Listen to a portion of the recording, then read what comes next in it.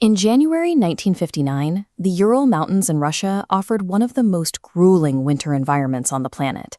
Deep snow, blinding winds, and temperatures that routinely dropped far below freezing.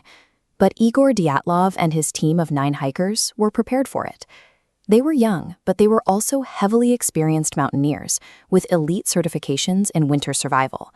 Their route took them deep into the wilderness. On February 2nd, as the weather worsened, they decided to pitch their tent on the exposed slopes of Holets Yak, a name that translates to Dead Mountain. These were experts who knew exactly how to insulate themselves against the extreme cold. Dying of exposure in a well-constructed camp simply did not align with their level of training.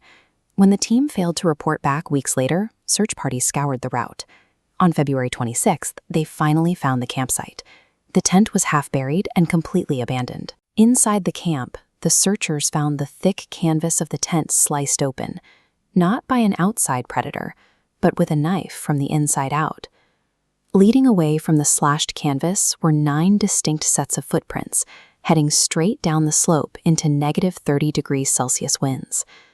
The tracks clearly showed the hikers were running away completely barefoot, or wearing nothing but thin socks. These tracks lead away from the only survival equipment they had. For a group trained to endure this exact environment, the choice to abandon their shelter and walk into the darkness is the moment the investigation stalls. Down at the edge of the forest tree line, searchers found the first 2 victims under a large cedar. They were frozen solid and stripped down to their underwear. This schematic illustrates severe internal injuries, massive rib and skull fractures, equating to a 100-km/h car crash. Yet the skin remained intact without external cuts.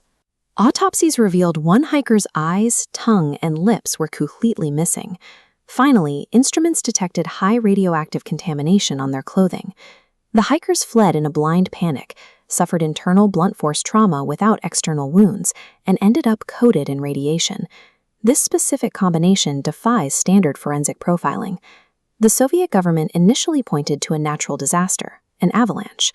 The idea is that the roar of an approaching snow shelf spooked the group, sending them fleeing into the night. But the crime scene itself contradicts this. A collapsing wall of heavy snow would have crushed the tent and wiped out any delicate tracks. Instead, the tent structure remained standing, and the bare footprints were perfectly preserved in the snow. Local indigenous populations suggested a biological threat, passing down stories of an attack by a large animal, or even a yeti. The snow again disproves this.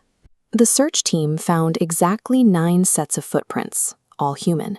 There were no foreign tracks in the area, and none of the victims had a single claw or bite mark on their bodies. Natural environmental disasters and wild predators leave predictable physical markers. The evidence on this mountain rules out both. This topographic diagram shows how the specific dome shape of the mountain, combined with high-speed winds, can generate infrasound. These are extremely low-frequency sound waves that are largely inaudible, but can induce severe nausea and irrational terror in the human brain. While infrasound accounts for the psychological break and the panicked escape, it does not explain how their bones were crushed, and it produces no radiation. This leaves a final theory: a classified Soviet military experiment gone wrong. Other hiking groups situated 50 kilometers away corroborated this possibility. They officially reported seeing strange, glowing orange spheres detonating high in the night sky during the exact time frame of the incident. An aerial concussive blast would exert massive internal pressure on a human body without leaving external cuts, while simultaneously blanketing the area in radioactive fallout. Among the prevailing theories, only an experimental weapon aligns with the severe physical trauma. However, the Soviet government denied any weapons testing in the area. They abruptly classified the investigation and sealed the records, ensuring the military connection could never be properly proven.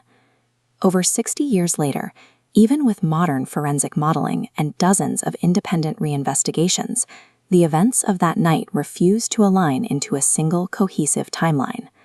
The official Soviet case files were eventually closed, with a hauntingly vague conclusion. The investigators determined the deaths were caused by an unknown compelling force. To honor the fallen team leader and his crew, the site was officially renamed Dyatlov Pass.